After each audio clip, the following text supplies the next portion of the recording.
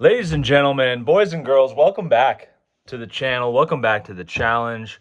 Day 60, 6-0 of the Average to Elite Challenge. Man, what's been going on? What's the latest? How are the workouts? How's the nutrition? X, Y, Z. We're getting into it here today. And of course, we got the blue beanie. We rocking the blue beanie at all times, okay? All times, all right? I realized that I have a resistance to doing this because my mind is so absorbed with other bigger, grander ideas that I want to share on YouTube. But I've already committed to this challenge, and in my mind, I have this, I don't know what you limiting belief or this paradigm or this idea that, okay, I have to do this challenge, so I've got to stick with it, and the channel needs consistency and cohesion of message, so it should just be about this challenge. But it's like, I thought about it the other day, like, I can make videos on whatever I want. Like, it doesn't matter that I'm simultaneously doing a challenge. I can talk about whatever. Anyways, what this video about what this video is about is the Average to Elite in 90 Days challenge. Okay, what are the stats? So what's been going on? What's happening? I have been working with basically my best friend, who is basically a coach. He's not. He did do personal training. He just has an insane wealth of knowledge in terms of lifting and nutrition and supplementation and athletics and a whole bunch of things. And you should go check him out because we actually did a video together. He filmed the video while we were working out together. I'm featured in the video. You should go check it out. I will link it, I think, either in the description or a pop-up button or something. I don't know YouTube stuff, but I'll figure it out because it was a good time. And you can see that I'm not just, not just talking out of my butt here, all right? I'm actually getting in workouts. I'm actually lifting real weight. It's very easy to look at my numbers and compare them to other people and be like, what am I doing? I'm doing nothing. I'm lifting like, I could look at my buddy Tyler and be like, oh, like he's lifting literally twice the amount of me, than me, on bench press, squats, whatever.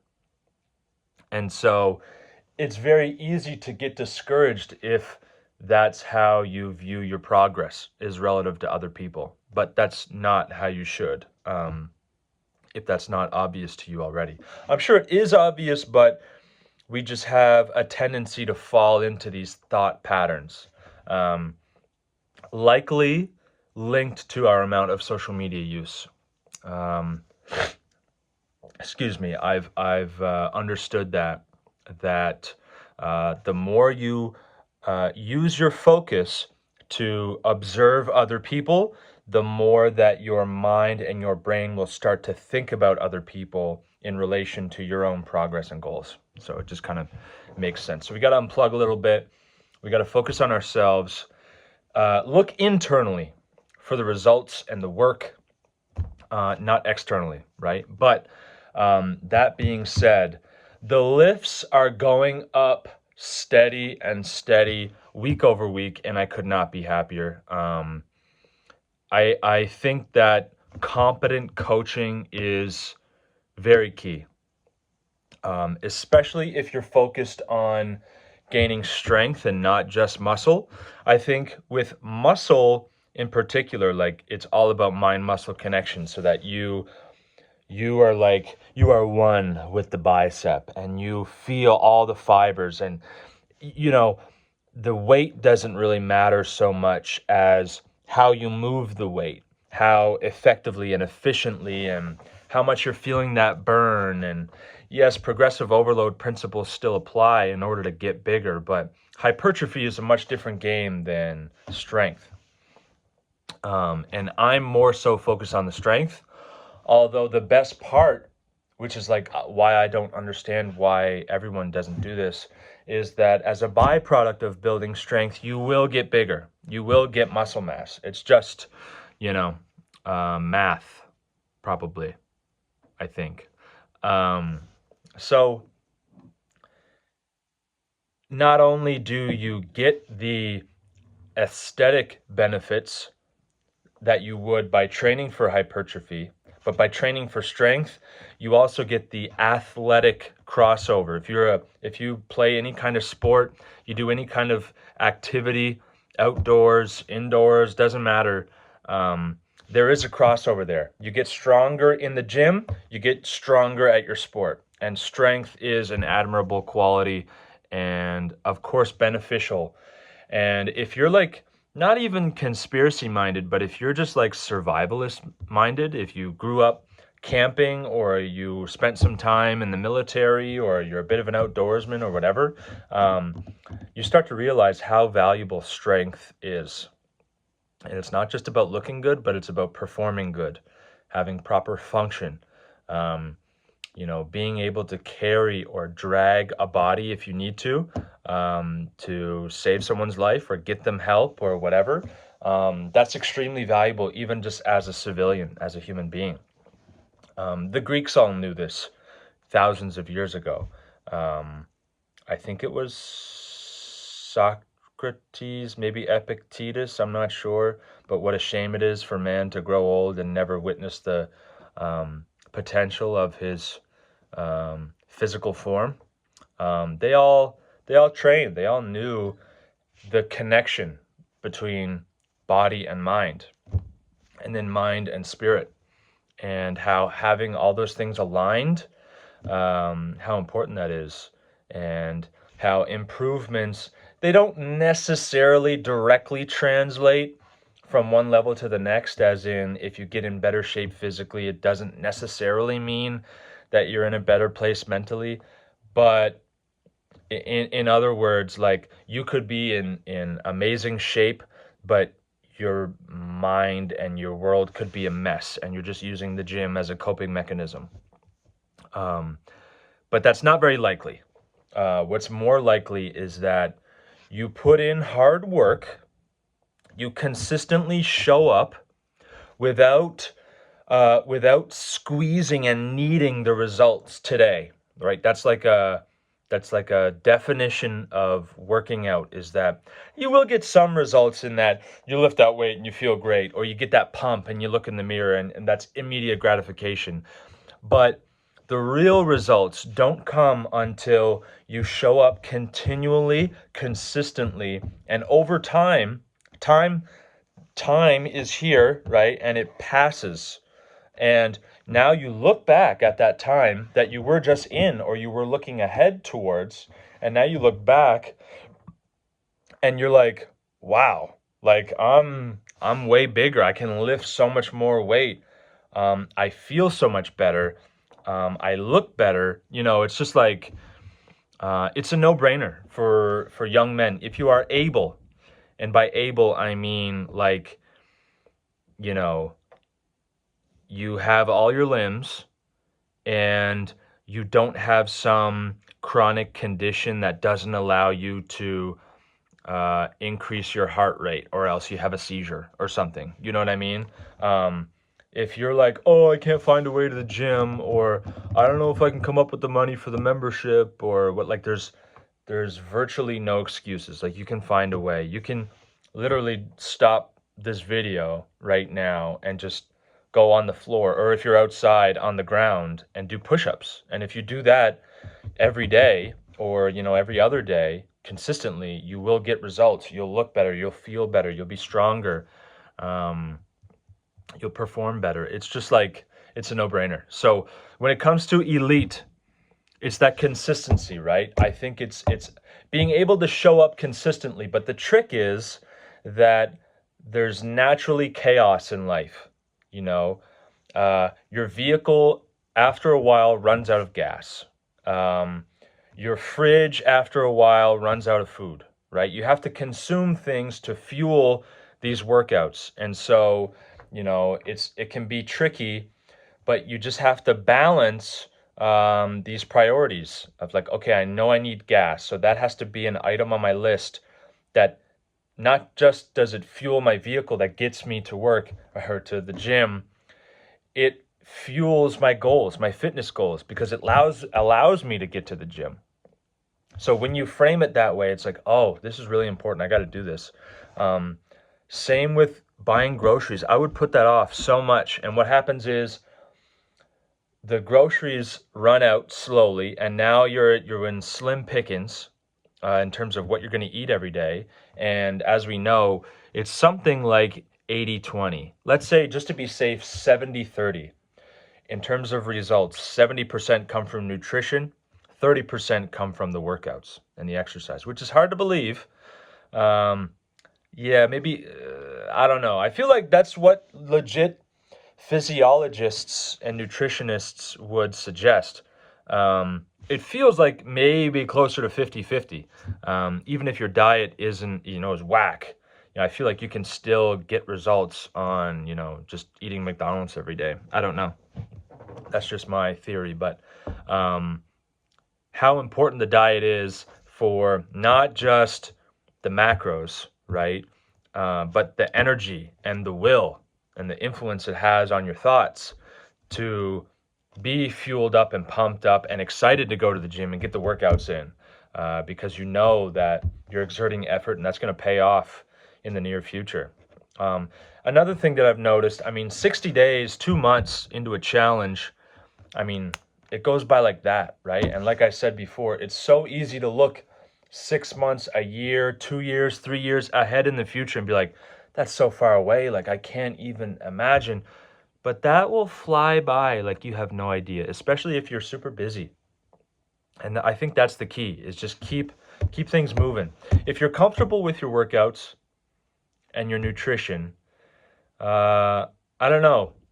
I would imagine that there's always room to improve. So for me, sleep was a big issue. I talked about that before. And I realized that you have to build your framework around your desires and what you want to accomplish. And if you can crystallize that and know exactly, I want a 3-plate squat this year. I want to bench, 225 for 10 reps and feel comfortable with that or whatever. Once you have these milestones and you have these goals to work towards, this vision, you can see it clearly. Now, every action, everything, it either fits into that puzzle and that path that is your goals, or it doesn't, and it's got to go to the wayside. And sometimes things can be hard to part with, but we got to get rid of them.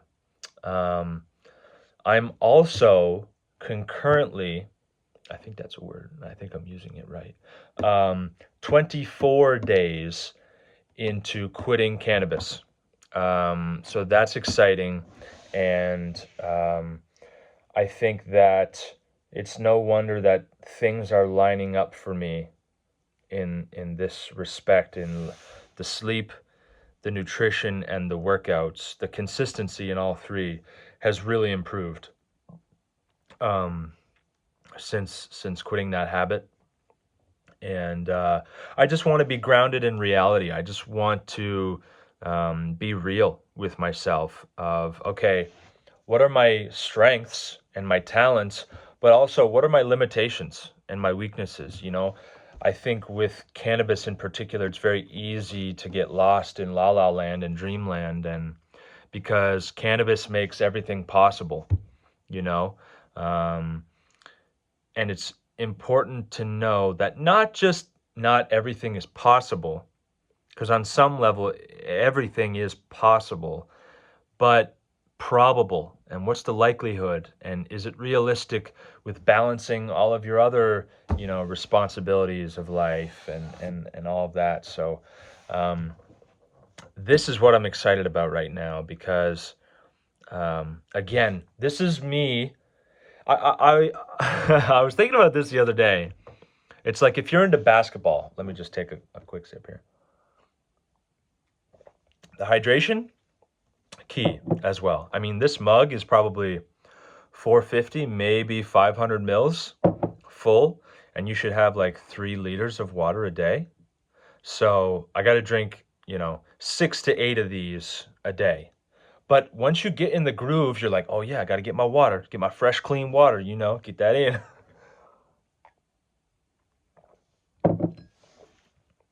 Basketball. If you like basketball and you're on social media and your goal is to become a really good basketball player, does it make sense for you to follow and consume LeBron James's content? I would argue no, it doesn't. Because you're here with basketball and say the league is here, right? But you're looking, I don't know if I can go back far enough. You're looking at LeBron James, dude. Like arguably the greatest basketball player of all time, arguably. But you're trying to compare yourself to him, and then you're modeling yourself after him and the workouts he's doing and the recovery he's taking and the nutrition he's eating. But that's different. You're not trying to be LeBron James. You're just trying to make it to the league. So it would be more beneficial to follow a young gun who just graduated college. He's in the G League, right? I think it's the G League. Did it used to be the D League? No, that can't be right. The G League. And he's grinding it out. He's showing you his workouts, his routine, what he's thinking about, what he's processing, what the challenges and obstacles are that he's facing. That's so much more closer. That's just a couple steps further than you, not, 10 miles down the road. And so I think that a lot of us get caught in this where social media is so big and things are so viral and whatever, like a video of LeBron's, one of his workouts. You're like, wow, that's so different. And like, is that what I should be doing? No. And don't even, it's just difficult because the advice that they give is to themselves, just a step or two behind. Maybe they're able to articulate what they should have known at the beginning of their careers, which in that case is beneficial. And it is beneficial to, when you're looking at the macro vision, the goals, yes, follow someone like a LeBron James. But when you're looking at the micro, at the day-to-day, how to take the next step, what to do today and tomorrow and this week, compare yourself to someone who's a lot closer, who's just ahead of you. That would be much more beneficial. So that's what my appeal is, I think, as a creator, is like, I'm just an average dude. I'm just, I'm just one step ahead of you, perhaps. Maybe we're in stride. Maybe you're right next to me. You know what I mean? And you just have a friend who is sharing what he's finding about the process and whatever. So, yeah, I mean, like I said, average to elite. What does that mean? And what's the context and everything? I mean, just to be an elite human being, what does that mean? And I think you start physically. That's the physical foundation.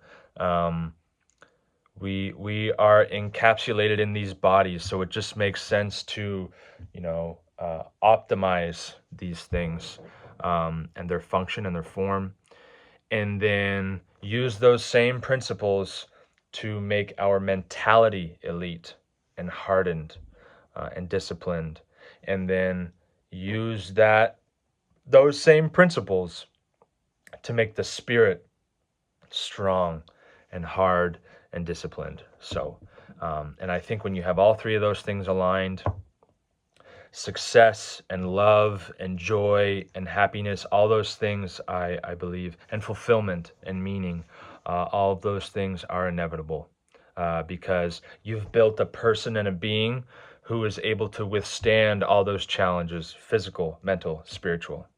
And that's what it's about, ultimately, resilience and perseverance. Thank you so much for watching this video.